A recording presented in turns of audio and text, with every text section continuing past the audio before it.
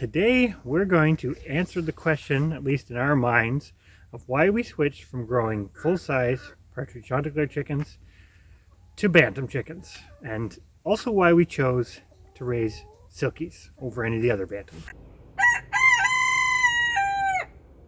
Well, it's snowing at the moment, or starting to snow. It's supposed to get cold tonight, and so we're out here at the moment working on doing some winterizing of the existing coops we have. And we kind of got thinking, while we're doing this, maybe we should actually put together the video that talk why on earth we switched from raising standard size fowl to raising Bantams, and yeah, I suppose even sillier, to raising Silkie Bantams. One thing I think that sets the undertone for this discussion is we've always tried to look at things from a perspective of saving money versus making money. And at face value, it doesn't make a whole lot of sense to really switch to a smaller chicken because there's lots of outlets for sales, live animals, eggs, meat in some areas, although I'm going to say it, meat is really not on the table for us as far as a sellable product. And we've had issues even with egg sales and things, and when you start getting to the point, it's like a slippery slope. Once you start getting to the point that you have customers that are coming to you regularly, you've got to keep producing. And that was one thing,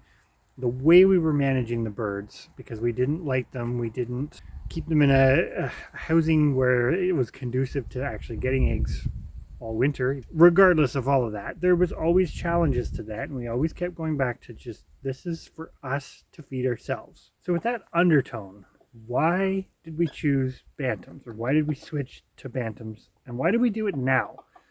Well, it's a discussion we've had over and over and over again. It even came up prior to us moving, so this is not the first time we've had this discussion. We've raised chickens, i.e. the Partridge Chanteclers, since 2009, which I think ends up being 15 years, 14 or 15 years. That's a long time. For most of that time, we also raised Khaki Campbell and Cayuga ducks, and those three worked really well under the way things used to be. Essentially, things have changed. We have more debt having this property. Feed prices are greater than what they used to be, and building material is more expensive than what it used to be. And so a huge component of that is Bantams being smaller. It's like super simple math. Bantams being smaller use less resources, space, and food, and building materials. And it's kind of as simple as that. That really is the linchpin, three things which all have to do with being smaller as to why we finally decided to make the switch. So the other part to this really kind of goes back to the previous video we did about sort of letting everybody know that we were no longer raising and breeding Partridge Chanteclers. Was we're changing the way our farm or homestead works, and it's really slow. It's not something that we just snap our fingers and it happens, and it's not necessarily a direction that everybody's going to want to go in, but we're kind of breaking things down into, we have the sheep being a major focus. They are kind of in the further out areas of the farm. We still bring them into the farmyard for times of the year, but they're going out and using pasture. Now, you could argue some of those larger poultry can totally do the same thing. True, but you still need infrastructure to be able to do that, and predators are an issue, etc., etc.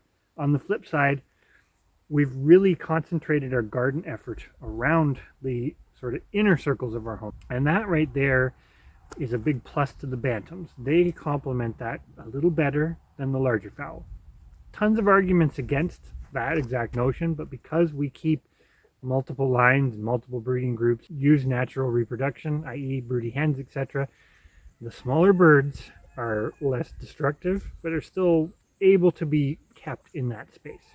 I picked up this one here, and she's been out foraging for maybe 2 hours, 3 hours tops, and she's quite full in the crop. So they are docile, but they are also pretty good at foraging.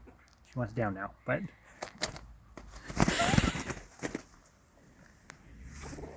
what do you think, miss?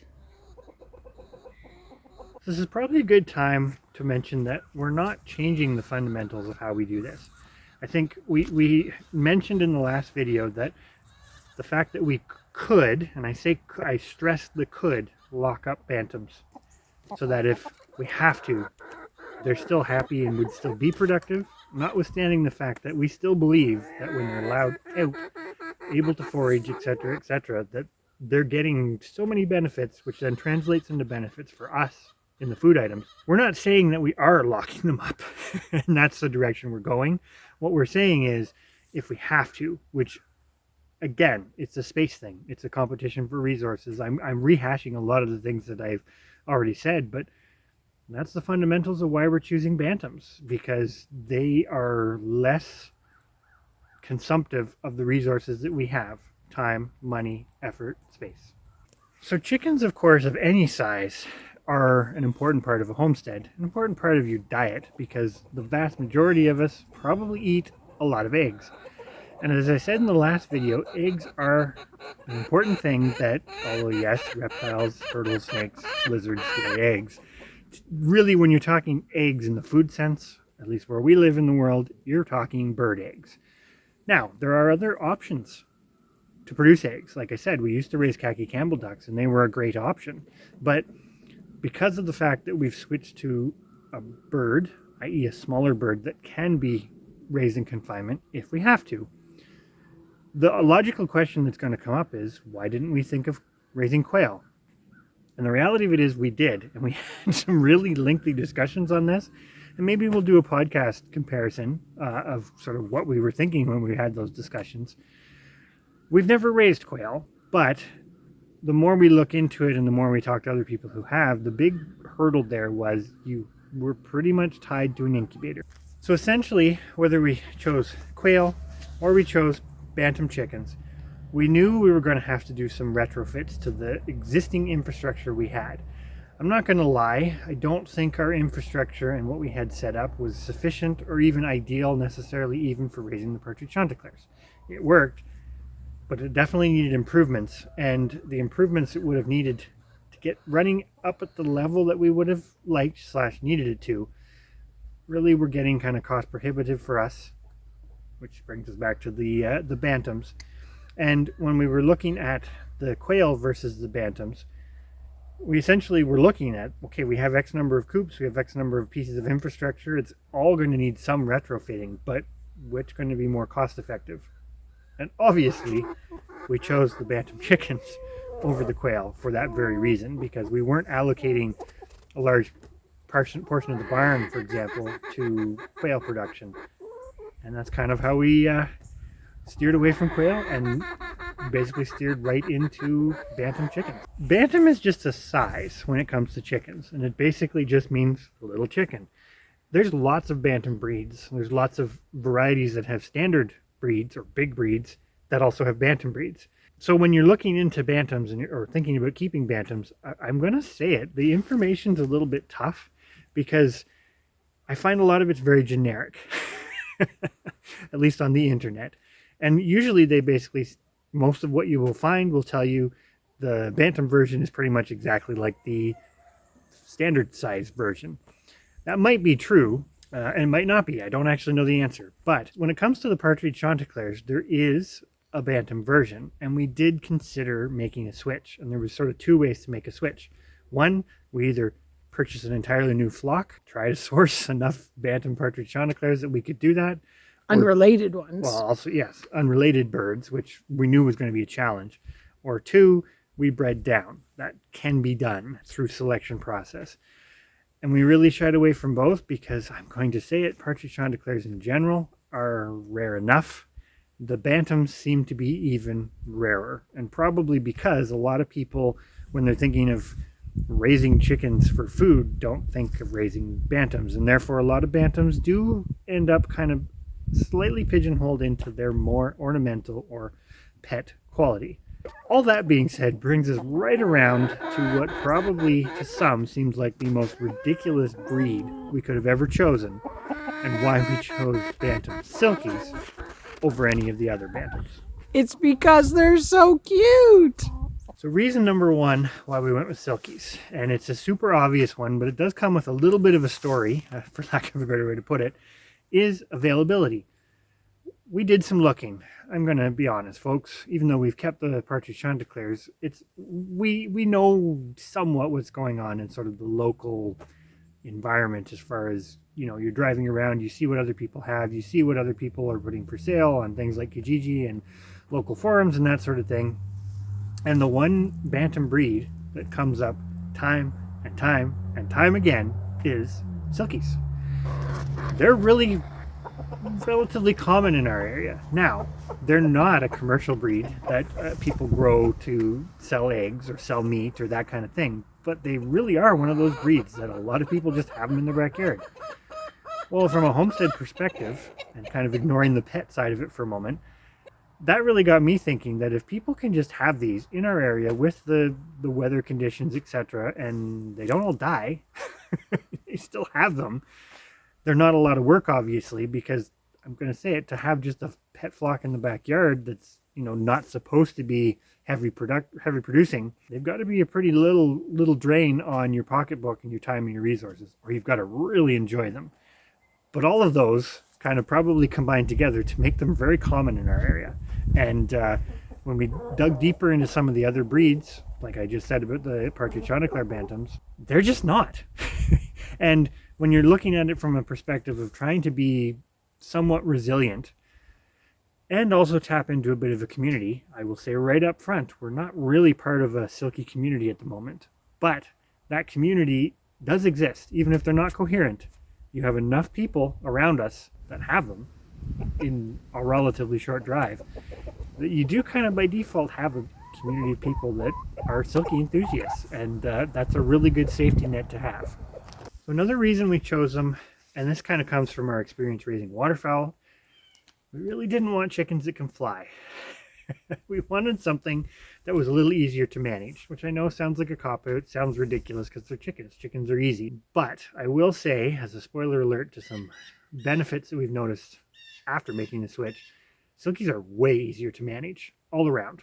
And the fact that they don't fly, although it is an issue if you're talking that further out permaculture concept of, putting them out on pasture where they're away from the house and they may be exposed to more predators, ground-based or aerial, it's a big negative. But when you're keeping them very close to the house and you're keeping them in the smaller garden spaces, etc., it's actually really nice to have a bird that is relatively friendly and can't fly away from you, so that if you need to do something, you usually can.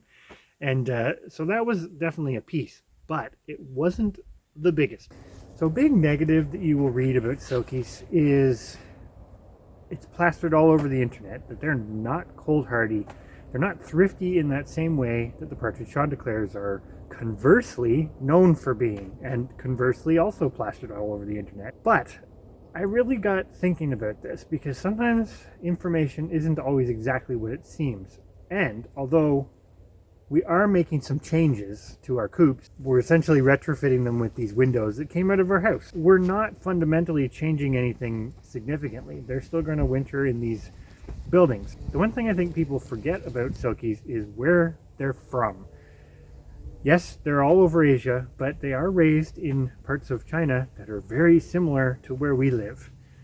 And they have been for a very long time. Silkies have a track record that is so much longer than a lot of other breeds. One thing we have found is they do get wet. So because of the way that their feathers are structured, they don't do well in really, really wet weather. And that's the one part that we're really changing about our coops. We're closing them in a bit because if anybody's been following along with this since last winter, you will know that during some pretty crazy weather last winter, some of our coops got filled with snow. And while the Chanteclers survived, I'm not going to say that was ideal for even them, the Silkies probably would have a lot more of an issue with that. So we're closing them in a bit to prevent moisture, snow, rain, not so much heat. Now, of course, stay tuned to see how this works out, but what we're seeing so far is the Silkies don't really mind the weather. It's cold today, and not cold by Canadian standards, but it's cold today, and they don't really care. For me, and this is going to go down a really unusual tangent that most people probably wouldn't even think about, there is some pretty strong evidence to suggest that Silkies may actually be healthier for you. And while eggs were the primary consideration, because we still wanted to have eggs, if you're breeding birds, you're going to have culls, you're going to have excess. And while the Chanteclers are an amazingly tasty breed, I will say, I think from a flavor perspective, they're a an excellent breed, which probably goes back to their heritage of being partially created from Cornish, which also have, I mean, the Cornish are the foundation of the modern commercial meat birds, or one of the pieces of the puzzle for that complex thing. And Silkies, of course, are very different. They're quite divergent from other breeds, and they have a really long history. They've been in existence for a very, very long time. And one of the big unique things about them, opposed to just their feathers, is they have pigmented flesh. Their flesh actually has pigment in it. And I got doing some reading and going down a really interesting rabbit hole, as I tend to do. And there is some studies that actually quantify it, because in historic Chinese medicine, Silkies are basically known to be medicine. They are consumed for their medicinal value. And at face value, that sounds bizarre, but there is some truth to the notion of chicken soup is healthy for you when you're sick, because chicken in particular, birds, actually all meat, has, and I'm going to butcher the pronunciation, so I'll put it below, has a compound in it called carnitine that my understanding is you only get it from eating animals. Now, you get it from mammals, you get it from all sorts of animals, but birds in particular have very high levels of this. And chickens apparently have some of the highest levels. So consuming chicken stock or chicken soup actually is healthy for you and does help you fight disease and colds and those type of things, because the carnitine actually helps your cells repair themselves, or that's my understanding of it. You can look into it more yourself. But what was really interesting about the Silkies, and any breed, I'm going to say this wrong too, the Erychremini, I think it is, totally Those nice black chickens. The black chickens that are really all the rage right now. Any breed that has the actual pigment in the flesh, so it's not just dark meat like you think of on the legs of a chicken, that, you know, it's darker because of more blood flow, etc. This is actually pigmented. Any chicken that has this pigmented flesh can have 2, 3, or even 4 times the amount of this carnitine compound in their flesh, which means that if you're consuming it, you're actually getting a double, triple, quadruple dose. And to me, that was fascinating, because we are quietly on this little kick or trajectory to try to eat even healthier than we do now. And this was just one more thing in the toolbox where it's like, that's kind of neat. And so those 3 things, I think, are really the foundation of why we chose Silkies. They're one of those breeds, and sounding like we're in love with Silkies, and maybe we are, but they're one of those breeds, and I think this is an important thing that goes way beyond chickens. They are unique in several of their qualities, and I'm going to call it production qualities, which sounds really bizarre to say when you're talking about Silkies. But it really is production qualities, because A, they are smaller, B, they can't fly, which makes them easier to manage, and C, they have this unique quality of their meat, not unique amongst chickens, because there are other breeds that have this, but there's not a lot of other breeds that have it. All of those things make it like the perfect opportunity to keep something for its production qualities. And there you go, there's kind of our discussion on why we switched to Bantams and why we chose Silkie Bantams. And obviously we are extremely new to raising Silkies. We haven't even been doing it for a year. So take all this at face value for what it is. We're kind of sharing you the story of where we're sitting now with it, and what we've learned and what we're seeing, and how that might slightly differ from what you might see or read online. And I think the end message here is, if this interests you at all, and I know it won't interest everybody, but follow along, because we're going to document this, and we're going to see if we can turn these birds into a very productive part of our homestead, given the metrics that we're using against them to see can they live up to what I'm kind of suggesting is the expectations. So stay tuned for a little bit of more story and discussion on Silkies and raising Silkies in our northern climate on a homestead scale. And who knows, this might even sort of make you think to check these birds out and come up with your own opinions on it for your own metrics on your own homestead, because I don't think it's necessarily fair are given our little history on raising silkies, to just overlook them simply because they're usually considered a cute, funny, fluffy breed of bird when they may have a lot more to offer.